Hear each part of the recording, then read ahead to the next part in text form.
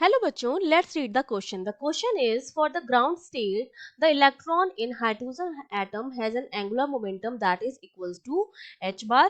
ठीक है, इसके बराबर होता है. According to the simple Bohr model, angular momentum is a vector and hence there will be infinitely many orbits with the vector pointing in all possible direction. In actuality this is not true, जबकि actual में ऐसा possible नहीं है. तो उसका reason क्या है वो हमें बताना है. तो देखिए एंगुलर मोमेंटम के बारे में जो बोर मॉडल ने बात की थी वो सेकंड पोस्टुलेट में बात की थी.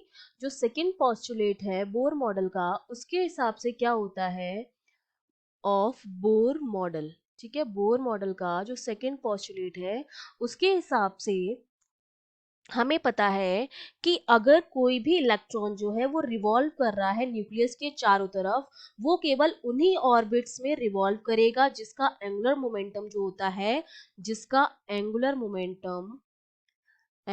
मोमेंटम जो है वो इंटीग्रल मल्टीप्लाई होता है h अपॉन 2 पाई का. मतलब angular momentum NH upon 2 pi मतलब क्वांटाइज्ड होता है.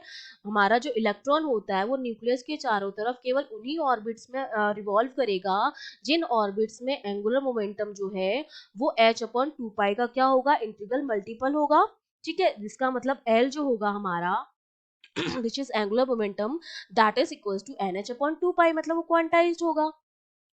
अब हमें ये पता है ये जो बोर मॉडल है वो हाइड्रोजन एटम में केवल एक इलेक्ट्रॉन होता है और बोर मॉडल जो होता है वो इसी के लिए वैलिड होता है. अगर मैं ग्राउंड स्टेट की बात करूं तो ग्राउंड स्टेट के लिए फॉर ग्राउंड स्टेट जो n है यहाँ पर हमारा वो प्रिंसिपल क्वांटम नंबर है. ग्राउंड स्टेट के लिए n की वैल्यू 1 हो जाती है तो वहां पर हमारा जो l हो जाता है वो किसके बराबर आ जाता है, h अपॉन 2 पाई के बराबर, जिसको हम ये h बार लिखते हैं.